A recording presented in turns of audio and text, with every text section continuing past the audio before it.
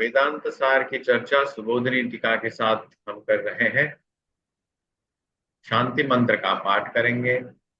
ओम सहनावतु सहनौ भुनक्तु सह वीर्यंकरवावहै तेजस्विनावधीतमस्तु मा विद्विषावहै।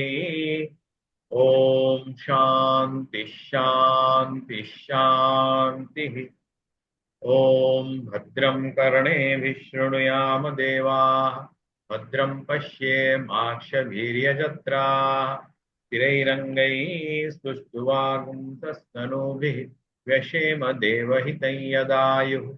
स्वस्ति न इन्द्रो वृद्धश्रवाः स्वस्ति नः पूषा विश्ववेदाः स्वस्ति नस्तार्क्ष्यो अरिष्टनेमिः स्वस्ति नो बृहस्पतिर्दधातु। ओम शांति शांति शांति। ॐ सदाशिवसमारम्भां शङ्कराचार्यमध्यमाम् अस्मदाचार्यपर्यन्तां वन्दे गुरुपरम्पराम्। श्रुतिस्मृतिपुराणानाम् आलयं करुणालयं नमामि भगवत्पादं शङ्करं लोकशङ्करम्। शङ्करं शङ्कराचार्यं केशवं बादरायणं सूत्रभाष्यकृतौ वन्दे भगवन्तौ पुनः पुनः। ईश्वरो गुरुरात्मेति मूर्तिभेदविभागिने व्योमवद्व्याप्य देहाय दक्षिणामूर्तये नमः।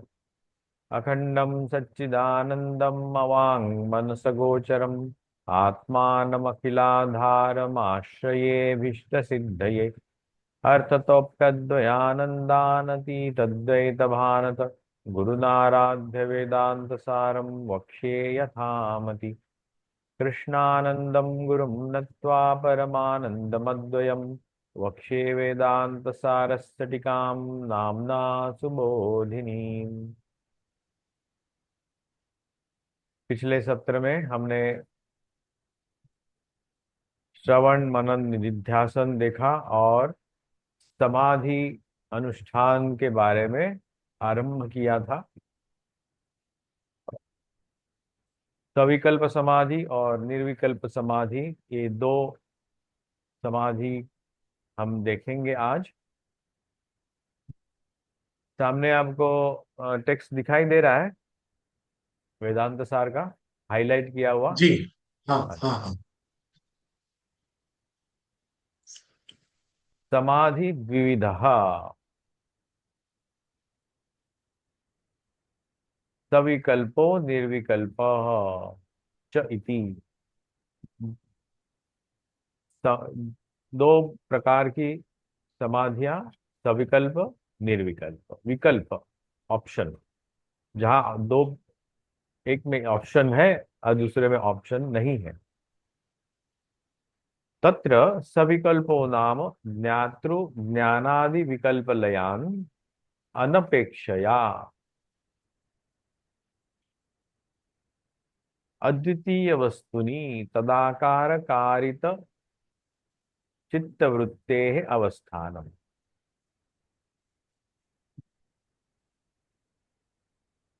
चित्तवृत्ति की अवस्था कही गई है, ये वृत्ति है, वृत्ति की अवस्था। और उस वृत्ति की अवस्था आने के लिए हमें उस तरह की साधना रेगुलर करके, साधन चतुष्टय संपन्न होकर के,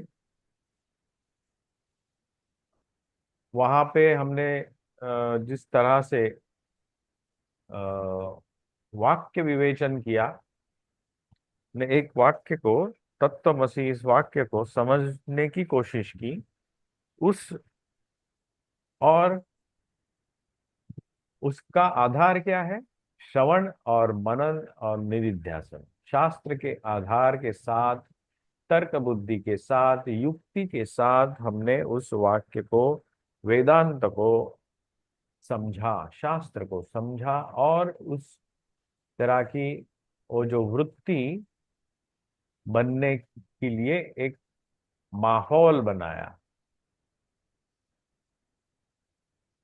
माहौल बनाया। और निधिध्यासन जब हम रेगुलर करते हैं तब ये वृत्ति सविकल्पो नाम ज्ञातृ ज्ञान आदि विकल्प,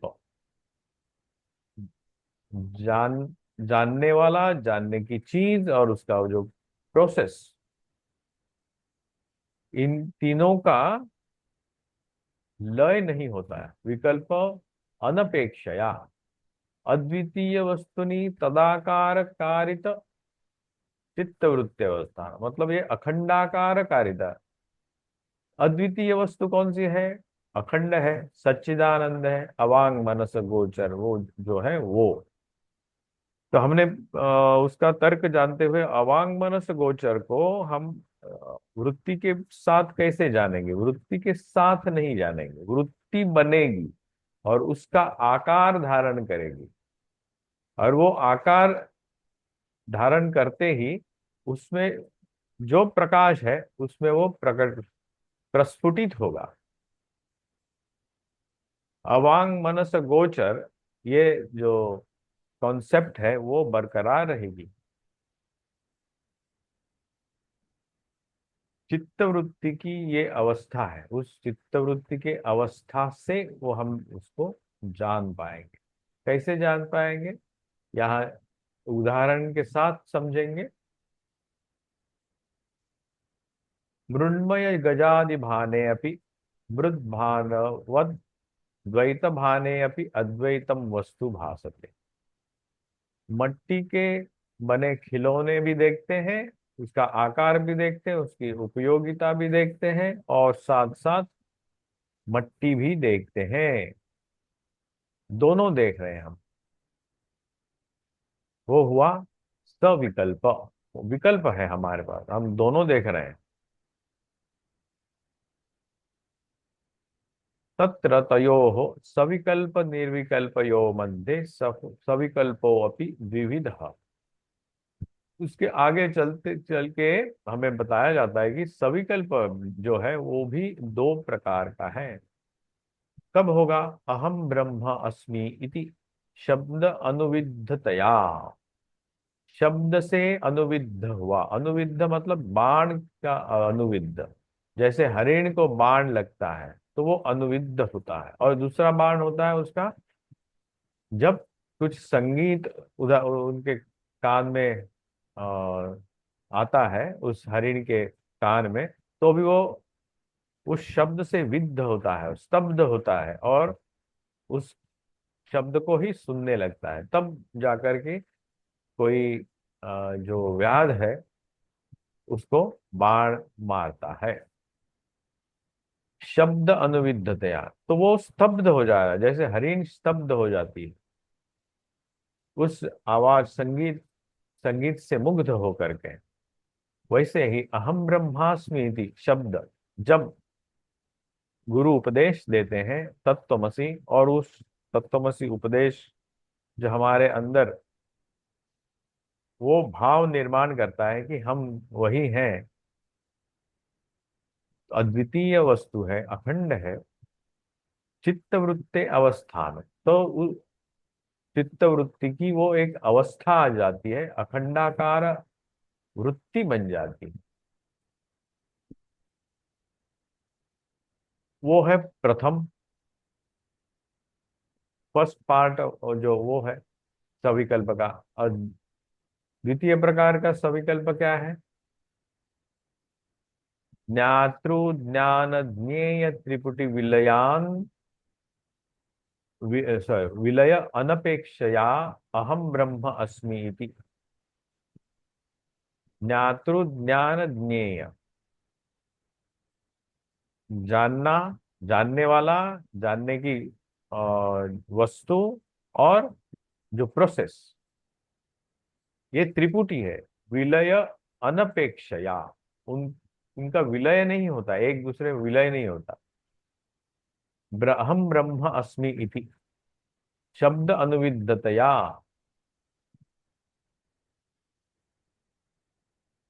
अद्वितीय वस्तुनि अविच्छेदेन चित्तवृत्ति अवस्थानम। विच्छेद नहीं होता, उस वृत्ति का विच्छेद वहां से नहीं होता। अखंडाकार आवृत्ति वैसे ही बनी रहती। वो एक द्वितीय प्रकार की चित्त वृत्ति है। तो वो भी आक्षेप लेते हैं। ननु, आक्षेप क्या है? भक्षिते अपि लशुने न शांतो व्याधि ही। लहसुन खा करके कुछ व्याधियों में लहसुन खाने का एक उपदेश हमारे वैद्य जी देते हैं। तो ले फिर भी हम हमारा रोग समझो नहीं शमन होता है। इति न्यायेन उक्त सविकल्प समाध्योः सकल भेद निराकरणाय प्रवर्तनात् तयोरपि ज्ञात्रादि भेद विषयत्वेन न अद्वैत वस्तु मात्र भानम। उस न्याय के जैसा यहाँ हम कुछ एक समझ सकेंगे। सकल भेद निराकरणाय, भेद का निराकरण करना है।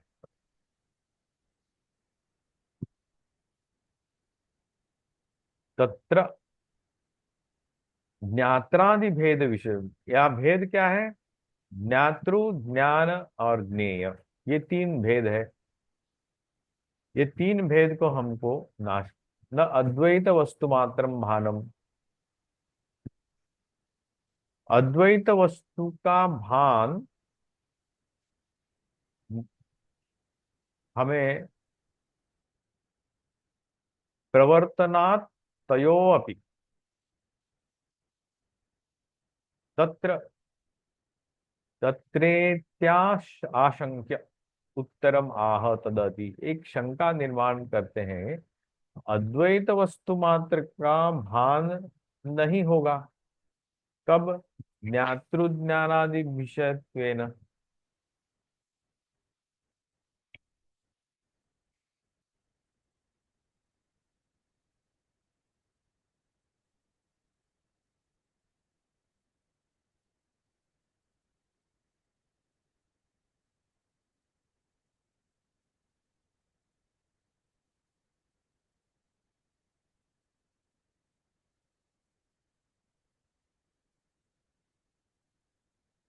अद्वैत जो वस्तु है, मूल वस्तु अद्वैत ही है, अखंड ही है एक वस्तु, बाकी सब अवस्तु है। तो उसका भान कैसे रहे, शंका निर्माण करते हैं कि ऐसा समझो हो तो वो कैसे संभव होगा।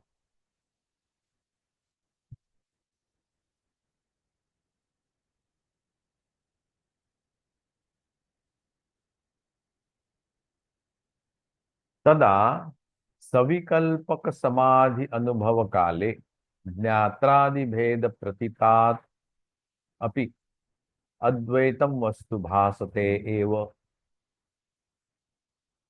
भेद अनुभव करते हुए भी अद्वैत वस्तु का भी भान रहता। जैसे किसी मिट्टी से बने बहुत सारे पदार्थ हो, उनका भी आकार, उनकी उपयोगिता वो भी देखते हैं, और वो मिट्टी से बने हैं इसका भी हमें भान रहता है। सिर्फ मिट्टी ही देखते हैं ऐसे नहीं, उसका आकार, उसकी उपयोगिता, इनका भी हमें भान रहता है। सुवर्णमय कुंडलादि भाने सुवर्ण भानवद मृण्मय गजादि भाने मृदा मृद्भानवच्च गजादिभानस्य वाचारम्भणम् अत्र तत् ज्ञात्राभिभानस्यपि वाचारम्भणम् मात्र मात्रत्वात् अद्वैतमेव वस्तु भासते इति अर्थः। सुवर्णमय कुंडलादि भाने, सोने से बने हुए जो कुंडल है या बहुत सारे गहने हैं, सुवर्ण भानवत, और सुवर्ण का भी हमें, सुवर्ण भी देखते हैं और बहुत सारे गहने भी देखते हैं। मृण्मय गजादि भाने, और मट्टी से बने गज, अश्व, राजा, सैनिक, मटके, ये आदि सब, पेड़ लगाने के लिए जो कुंडी है वो।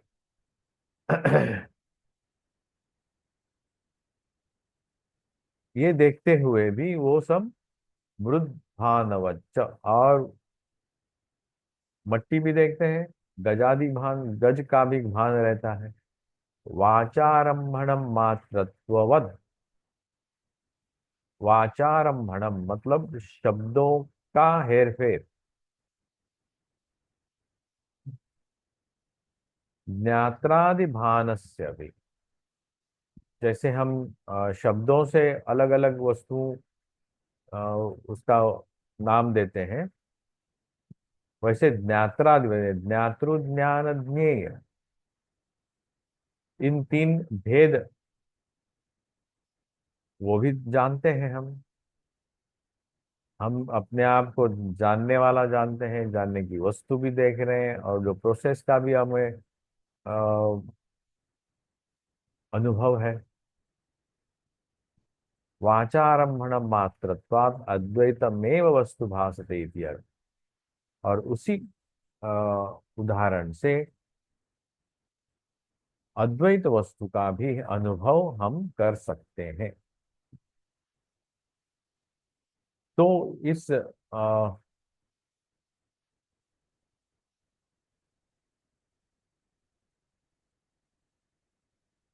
शंका का निरसन हुआ। अभी दूसरी शंका हमारे सामने आती है।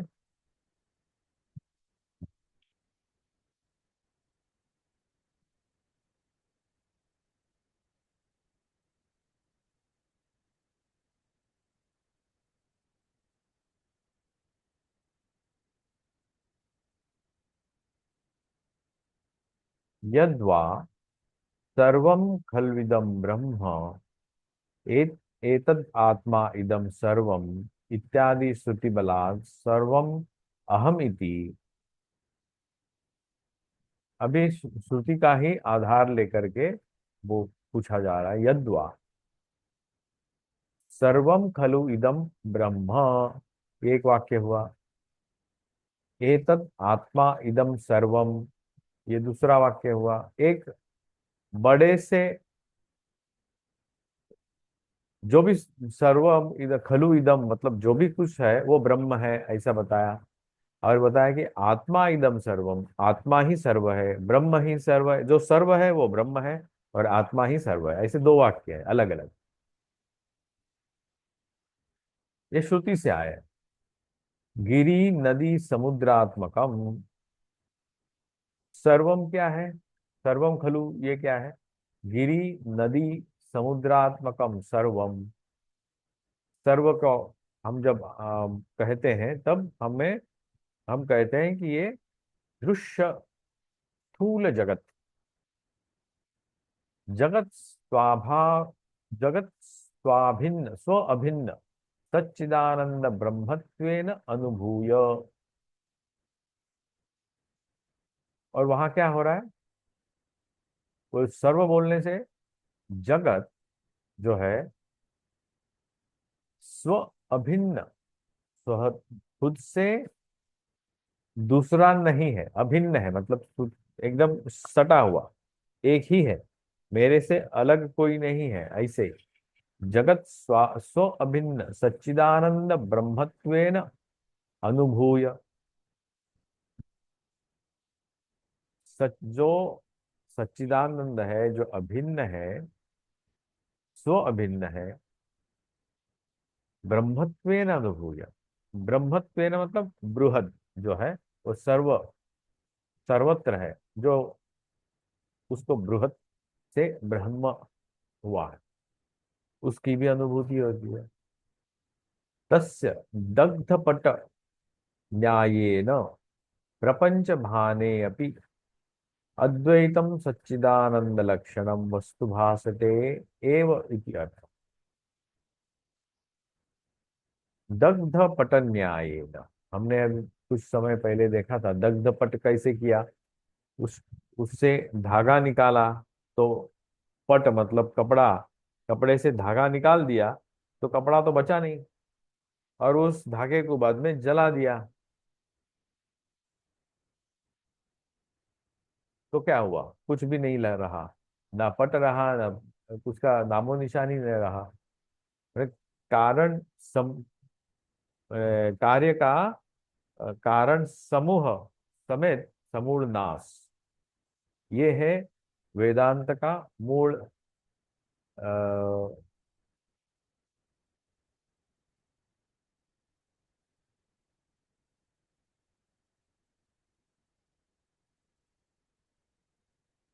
कार्य का कार्य का कारण के साथ समूल नाश, यही होता है वेदांत का मूल उद्देश्य, और कुछ नहीं। तो यहाँ वही बोल रहे हैं कि दग्ध पटादि न्याय, कपड़े को समझो ऐसे जला दिया, कपड़ा, जला हुआ कपड़ा दिखाई देता है जब, लेकिन वहां से हम धागा को निकाल देते हैं और धागे को भी जला देते हैं, तो ना धागा बचेगा, धागा ना बचेगी उसकी जो कपड़ा। प्रपंच भाने अपि,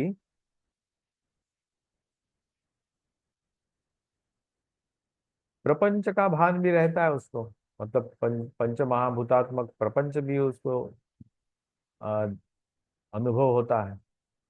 अद्वैतम, जो अद्वैत है, अखंड है, सच्चिदानंद लक्षणम वस्तु भासते,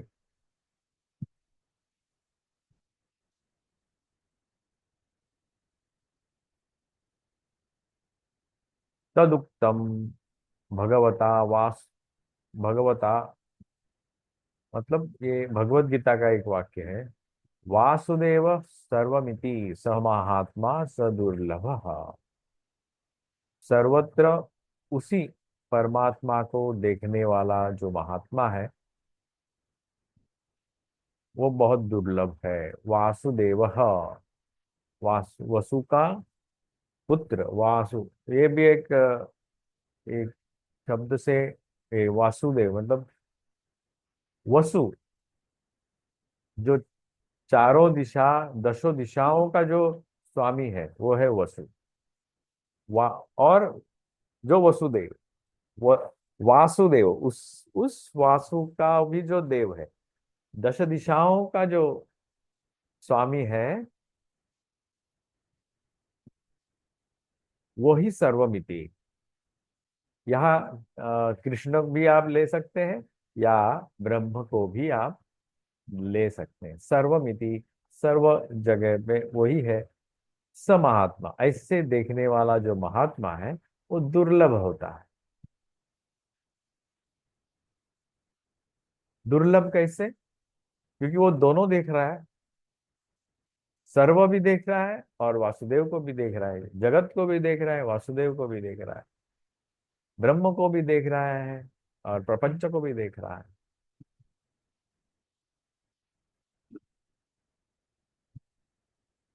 मूलाकारो अपि अस्मिन् अर्थे ग्रंथांतर सम्मतिं दर्शयति यदुक्तमिति।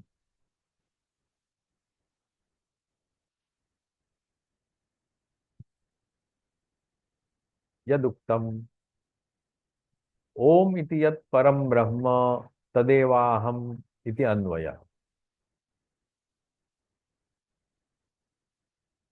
अभी श्रुति से और एक वाक्य लिया, ओम इति यत् परम ब्रह्म, यत् परम ब्रह्म जो है, ओम इति, ओम इस अक्षर में वो समाया गया है शब्द से, यत्, जिससे वो परम ब्रह्म, तद एव अहम, और वो मैं ही हूं, इति अन्वया, मैंने उसको समझने के लिए, सरल अर्थ में समझने के लिए वो अन्वय किया। और ओम इति यत् परम ब्रह्म तदेवाहम इति अन्वय, किसका? तो इसके पहले जो हम दो वाक्य हमने देखे,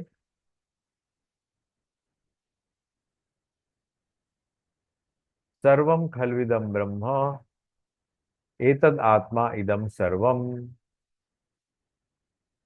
और अब ये जो वाक्य है, ओमिति यत् परम ब्रह्म तदेवाहमिति अन्वयः, यही समझ में आएगा। किम, अभी फिर से पूछ रहा है, किम तद इति आह दृशि स्वरूपमिति। अब ये कहीं से, ये जो उद्धरण आया है किसी दूसरे ग्रंथ से, दृशि स्वरूपम गगनोपमम परम सकृत विभातम त्वम अजम एकम, त्वजम एकम अक्षर, तू अजम एकम अक्षर, सकृत विभातम, मैं खुद से ही विभातम, प्रकाशित होता है, जाना, जानने में आता है। अजम एकम अक्षर, अजम जो है मतलब जिसका कोई जन्म नहीं है, एकम मतलब एक ही है, उसके दूसरा कोई नहीं है, अद्वितीय है, अक्षरम है, उसमें कुछ क्षरण नहीं होता, उसमें किसी भी प्रकार की कमी नहीं होती, वो नष्ट नहीं होता।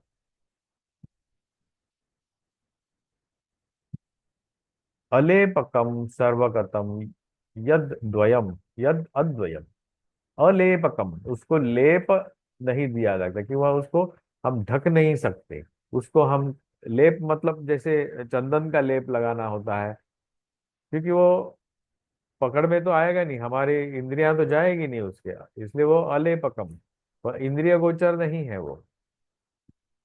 सर्वगतम है, चारों दिशाओं में है, जहां अंदर बाहर और जहां भी देखो वही है। यद अद्वयम, और जो दूसरा नहीं है, द्वय नहीं है, तद एव च अहम सततम विमुक्त, वो ही मैं हूँ, च अहम सततम विमुक्तो, विमुक्त अहम,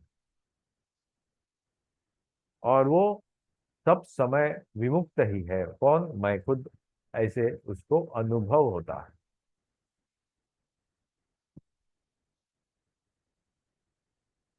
दृषि मतलब दृष्टि, तस्याः उसके दृष्टि में, स्वरूपम दृष्टत्वम तदस्य परमात्म स्वरूपस्य तदृशि स्वरूपम साक्षी स्वरूपम इति अर्थ। हमें उस साक्षी स्वरूप में जाना है। दृश्य स्वरूप मतलब साक्षी, हम देख रहे हैं, साक्षी है। और साक्षी कैसे होता है, तटस्थ होता है। तटस्थ, तट मतलब हम नदी के किनारे, गंगा के किनारे खड़े हैं, गंगा बह रही है, हम तटस्थ रहते हैं, गंगा में उतरेंगे, गंगा के साथ बहेंगे, गंगा को नहीं अनुभव है, फिर भी हम गंगा को देखना चाहते हैं, तो गंगा के किनारे रहना पड़ेगा, और गंगा जा रही है, उसको तटस्थ हिसाब से हम बोल सकते हैं। परमात्म स्वरूप से दृशि स्वरूप, परमात्मा को साक्षी भाव से जानना होता है, तटस्थ होकर के जानना होता है। और ज्ञातृ ज्ञान ज्ञेय, ये त्रिपुटी जो है, उसको तटस्थ भाव से जानने से ही, साक्षी भाव से जानने से ही हम उसको, उसका अनुभव कर सकते हैं।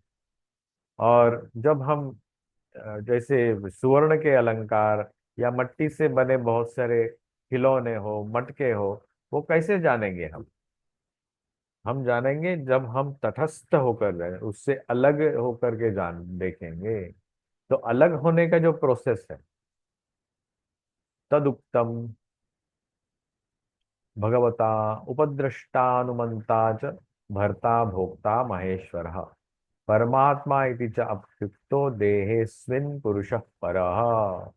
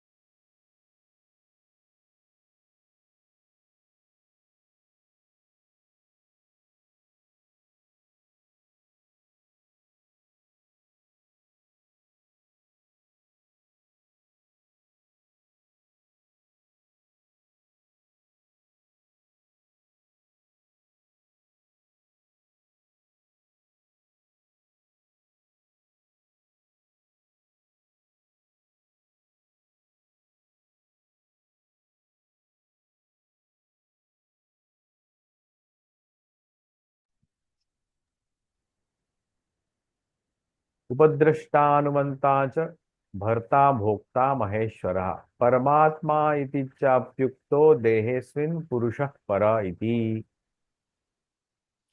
ये भी गीता का एक उद्धरण है। उपद्रष्टा, अनुमंता, भर्ता, भोक्ता, महेश्वर। उपद्रष्टा, दृष्टा मैं देख रहा हूं, उपद्रष्टा पीछे से देखने वाला, नजदीक से देखने वाला। अनुमंताच, उसको सपोर्ट करने वाला, हाँ सही है बोलने वाला। और भर्ता, भोक्ता, महेश्वर।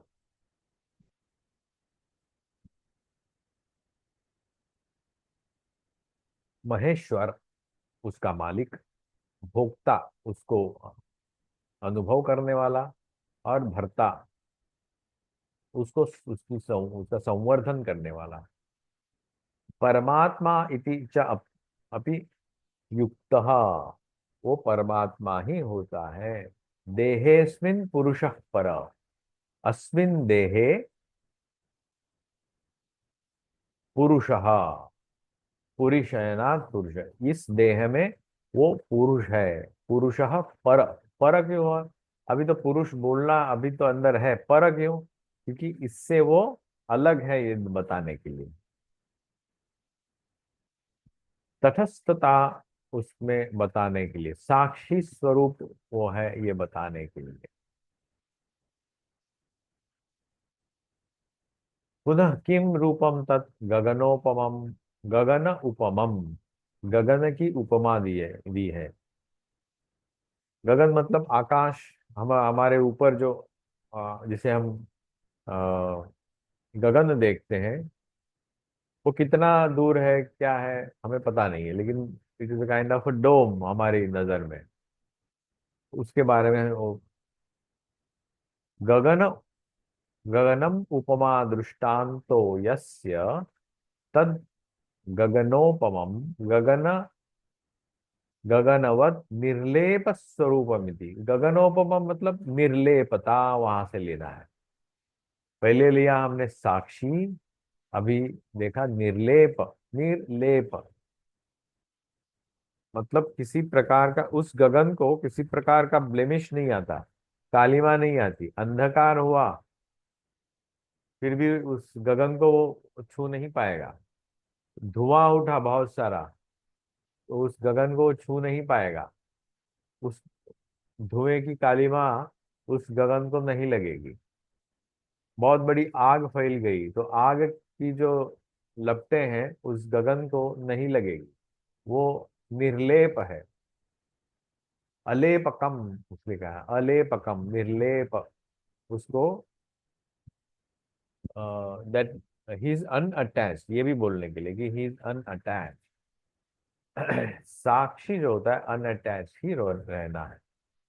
तथा जब भगवत वचनम, फिर भी और एक भगवत गीता का, यथा सर्वगतम सौक्ष्म्याद आकाशम नोपलिप्यते सर्वत्रावस्थितो देहे यथा तथात्मा नोपलिप्यते।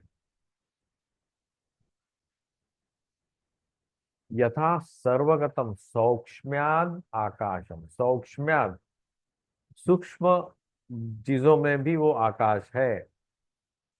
एवरी पोरस जो भी है वहां पे आकाश हमें अनुभव होता है। हमारी हड्डियों में आकाश है, हमारे शरीर में बहुत सारी कैविटीज हैं, वो भी आकाश है। उस घड़े में भी देखें तो वो भी मट्टी का सॉलिड दिखाई दे रहा है, लेकिन उसमें पोरस है, इसलिए उसमें पानी भर गया तो वो बाहर की तरफ, मट्टी का घड़ा घड़े को बाहर की तरफ वो गीला भी कर देता है। सौक्ष्म्याद आकाशम नोपलिप्यते, उसको निर्लिप्तता है उसमें। उसको अ, किसी प्रकार का लेपन उसके ऊपर नहीं कर सकते। सर्वत्र अवस्थित, इस देह में सर्वत्र अवस्थित होने के बावजूद भी, तथा आत्मा नोलुप्यते, आत्मा हमारी देह की जितनी भी कमियां हैं या अशुद्धता है उस आत्मा को नहीं लगती, लेपन नहीं करती।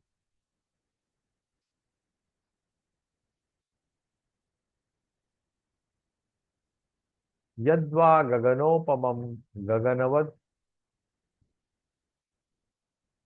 अमूर्त स्वरूपम इत्यर्थ। गगन कैसा है? अमूर्त है, ठोस मूर्ति नहीं है, आकार नहीं है, उसको कुछ बोल नहीं सकते। हमारे नजर में अभी वो ऐसा एक डोम की तरह लगता है, लेकिन वो मूर्ति नहीं है उसकी, वो मतलब मूर्त स्वरूप में नहीं है, अमूर्त स्वरूपम इत्यर्थ। हाँ। आकाश शरीरम ब्रह्म इति श्रुते है, श्रुति में कहा गया है ये शरीर ब्रह्म का आकाश के जैसा है। आकाश शरीरम ब्रह्म इति श्रुते। पुनः किम भूतम, वो कैसे संभव है, कैसे हुआ ये? सकृत विभातम, सकृत, सकृत एक दैव विभातम, सर्वद एक स्वरूपेण भासमानम, चंद्रादि प्रकाशवत, न वृद्धि क्षयशीलम इत्यर्थः। सकृत विभातम, खुद का ही प्रकाश जो है देता है। पुनः किम स्वरूपम,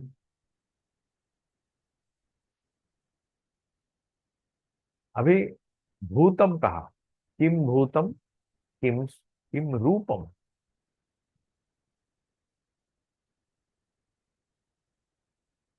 सकृत विभातम किम रूपम, अजम, रूप, रूप क्या है उसका? अजम, जन्म रहितम। यहाँ पे हम देखें, त्वम तु अजम एकम अक्षरम, सकृत विभातम तु अजम एकम अक्षरम।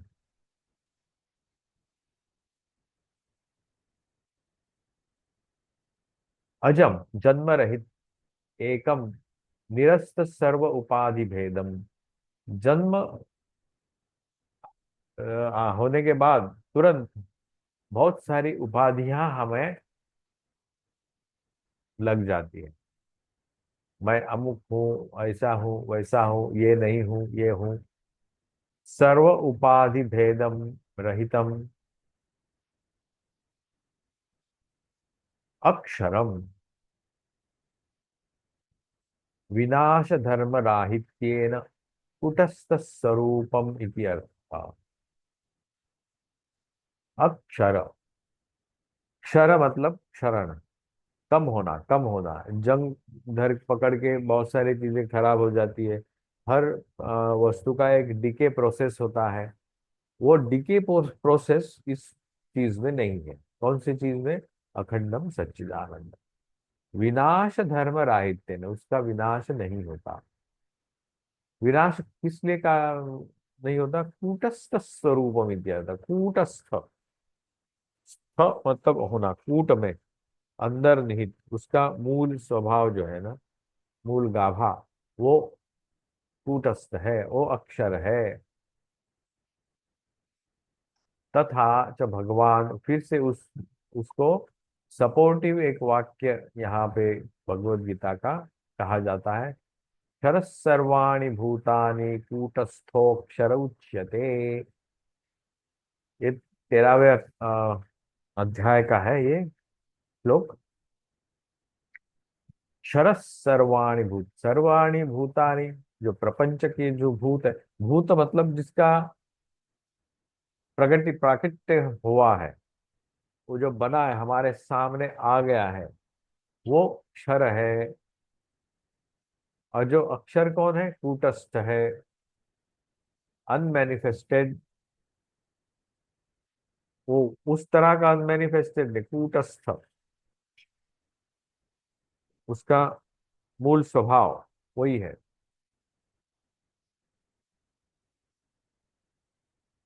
अलेपकम, संगत्वाद अविद्यादि दोष रहित इति अर्थः। अलेपकम,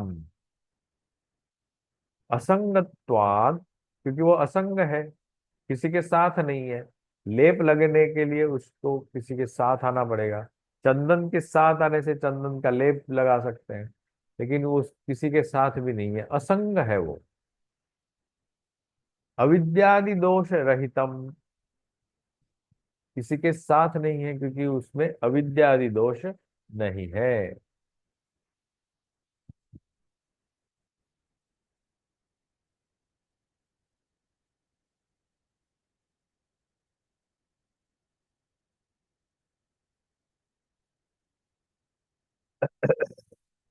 असंगो ही अयम पुरुषः, श्रुति का एक और एक वाक्य समर्थन करते हुए, इति श्रुते असंगो ही अयम पुरुषः सर्वगतम सर्वत्र ब्रह्मादि स्थावरांतेषु भूतेषु गतम व्याप्तम।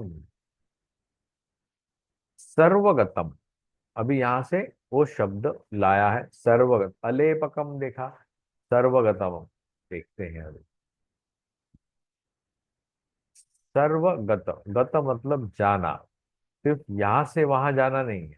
सर्वगत मतलब जो यहाँ है वो वहां भी है। इस तरह से हम कहते हैं कि गमयति, जा रहा है, गच्छति, जा रहा है, जाने का प्रोसेस गमयति। गच्छति, वो भी जा रहा है। अहम गच्छामि, मैं जा रहा हूं, ये गम धातु से आता है। सर्वगतम, गत, गत मतलब जो गया है, पहले से ही गया हुआ है, जो यहाँ है वो वहां भी है। वो है सर्वत्र है, इसका मतलब वो सर्वत्र जो यहाँ है वो पहले से ही वहां है, मतलब सर्वगत है, सर्वत्र है। ब्रह्मादि स्थावरांतेषु भूतेषु गतम व्याप्तम। ब्रह्म आदि स्थावर अंतेषु, ब्रह्मा से लेकर के, आदि सृष्टिकर्ता ब्रह्मा से लेकर के, जो उसकी सृष्टि है स्थावर, स्थूल सृष्टि, सूक्ष्म से सूक्ष्म लेकर के ग्रॉसेस्ट ऑफ द ग्रॉस स्थावर जो प्रपंच है वहां तक। भूतेषु, भूत मतलब जो हुआ है, जो मैनिफेस्टेड हुआ है, हमारे सामने है। गतम उसमें है वो, गतम मतलब उसमें भी है, और है मतलब उससे वो व्याप्त है। उसी वो पुरुष से, ब्रह्म से ये सब व्याप्त है, वो ही अर्थ होता होगा सर्वगतम। अद्वयम, सजातीय विजातीय भेद राहित्येन द्वितीय रहितम। अद्वय जो, जहां दो नहीं है। अद्वय, हमने कुछ समय पहले देखा तीन प्रकार के, सजातीय भेद, विजातीय भेद और स्वगत भेद। खुद के अंदर ही भेद होते हैं। एक पेड़ है, पेड़ का स्वगत भेद क्या है? उसका तना, उसकी शाखाएं, उसके मूल, उसके फल, उसके पत्ते, उसके फूल, ऐसे बहुत सारे स्वगत भेद उस पेड़ में होते हैं। सजातीय भेद क्या है? आम का एक वैरायटी का पेड़ दूसरे वैरायटी के पेड़ से अलग होगा, उसके उसको हम अलग नाम से पहचानते हैं। एक हापुस होगा, एक बहुत सारे नाम है, मुझे याद नहीं है अभी। आम खाना अच्छा लगता है लेकिन आम के नाम बहुत है। तो ये अलग अलग पेड़, आम का पेड़ है लेकिन आम की वैरायटी के साथ साथ उस पेड़ का भी वैरायटी अलग हो जाता है, वो हुआ सजातीय भेद। आम का पेड़ ही है दोनों, लेकिन जाति अलग अलग है। विजातीय भेद मतलब एक पेड़ है और एक कुत्ता है, एक प्राणी है और एक वनस्पति है, विजातीय है, विजातीय भेद। ये ऐसे तीन प्रकार के भेद हम इस जगत में देखते हैं। और उसके सहारे ये अद्वय, मतलब जहाँ दो नहीं है, मतलब जिसमें ये तीन प्रकार के भेद भी नहीं है, जो किसी दूसरा हो तो उसमें भेद आएगा ना। सजातीय होने के लिए और विजातीय होने के लिए दूसरे की आवश्यकता है। और यहाँ ऐसी मजा है अद्वयम अखंडम, कि वो खुद में ही कुछ, देर आर नो पार्ट्स, स्वगत भेद भी नहीं है।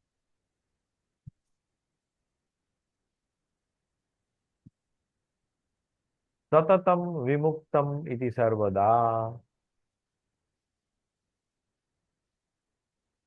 कार्य कारणात्मक सर्व उपाधि विनिर्मुक्तत्वेन सतत एक रूपत इति अर्थः।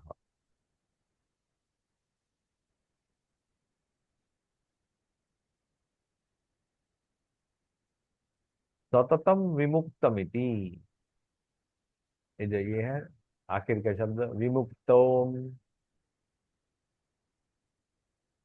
तदेव चाहम सततम विमुक्तोम। सततम, सतत मतलब संतत, always, at any time, any cost, anywhere. सततम विमुक्तमिति, विमुक्त है, किसी से बंधा हुआ नहीं है, सर्वदा, सब समय, सर्वदा ये समय के साथ लगता है। सर कार्य कारण आत्मक, हर चीज कार्य और कारण से बंधी होती है, लेकिन यहाँ किसी कार्य से और किसी कारण से बंधन नहीं है।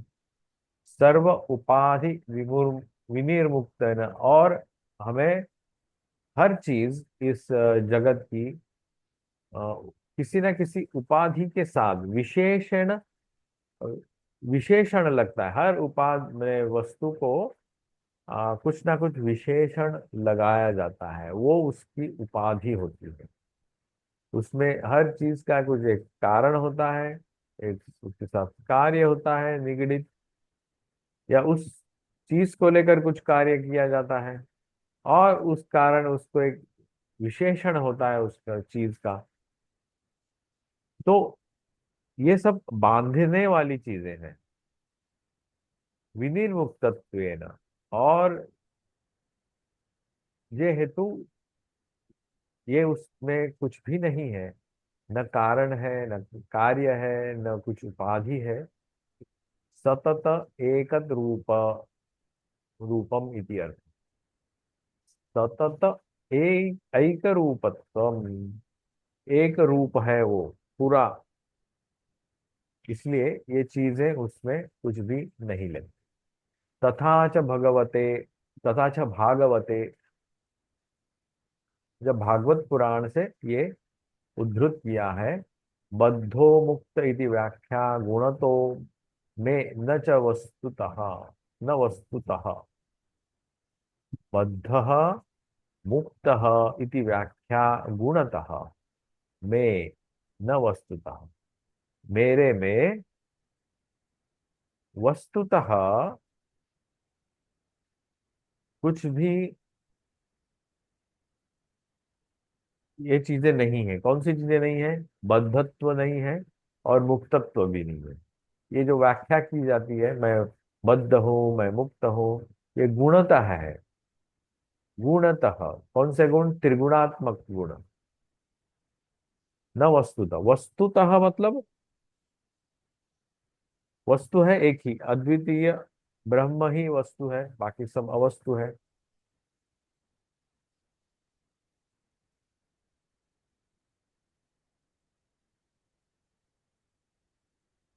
इसीलिए ये सब चीज शब्द हम जान जान रहे हैं कि इस तथा च अदृश्यम निरतिशय आनंदम यत् परम ब्रह्म तदेव अहम इति, भावयतः निषेध प्रतियोगित्वेन तद तद उपाधि भान प्रयुक्त भेदमाने अपि अद्वैतम भासते इति एव अर्थः। तथा च एतादृशम, इस तरह से, जिस जो हमने यहाँ ऊपर में पढ़ा, मैंने इस छोटे श्लोक में हमने देखा, दृशिस्वरूपम गगनोपमं परम सकृत विभातम तु अजम एकम अक्षरम अलेपकम सर्वगतम यद अद्वयम तदेव च अहम सततम विमुक्तो। अहम विमुक्तो, मैं मुक्त हूँ और मेरी क्वालिटीज ये हैं। तथा च च एतादृशम, इस तरह से, निरतिशय आनंदम, निरअतिशय आनंद मतलब आनंद है, नंद, आनंद, और परमानंद, निरतिशय आनंद, वो परमानंद से भी और ज्यादा, निरअतिशय, अनलिमिटेड, यत परम ब्रह्म तद एव अहम इति, वो जो परम ब्रह्म है वो मैं ही हूँ। इति भावयतः, ऐसा भावयत, ऐसा जो फीलिंग आता है हमें, निषेध प्रतियोगित्वेन, निषेध प्रतियोगी मतलब हम, ये नहीं है, नहीं है, ये नेति नेति का निषेध करते हुए, तद उपाधि भान भानात,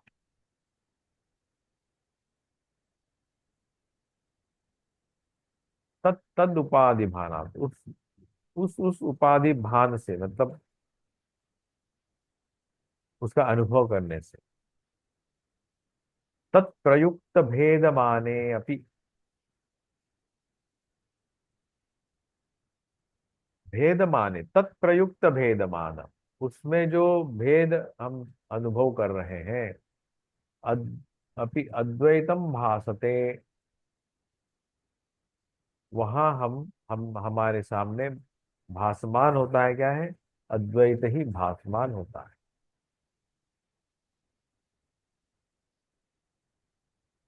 तो यहाँ हम यहाँ तक जो हमने पढ़ा वो सविकल्प समाधि के बारे में जाना। इस सविकल्प समाधि में दो प्रकार के सविकल्प समाधियों के बारे में कहा गया, और बाद में उसका विवरण भी किया, कैसे इस छोटे से श्लोक के द्वारा, कि ये कैसे कैसे उसका अनुभव हो सकता है। गीता के कुछ श्लोकों से भी हमने उद्धरण के द्वारा जाना, और अखंडाकारा वृत्ति के माध्यम से हम उसका, उस सविकल्प समाधि का अभ्यास कर सकते हैं। ये अनुष्ठान कहा है, इट इज कल्मिनेशन, उसमें कल्मिनेट होगा। श्रवण मनन निधिध्यासन करते करते हमारे बुद्धि में एक अंदर में एक अंतःकरण वृत्ति जगेगी, वो अखंडाकारा वृत्ति बनेगी, और वो वृत्ति के सहारे हम उस चैतन्य को जानेंगे सविकल्प से। मतलब हम वहां पे जगत भी देखेंगे और उस चैतन्य का भी अनुभव करेंगे। तो आज हम यहीं रुकते हैं, सविकल्प समाधि के बारे में जाना, और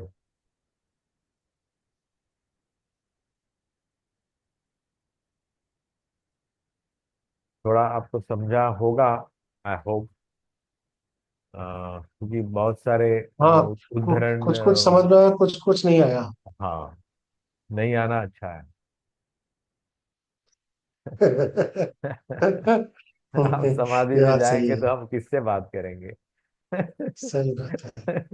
तो यथा च दृश तादृशम, हाँ, तो चलें फिर, आज यहीं रुकते हैं, जी शांति जी। पाठ करेंगे।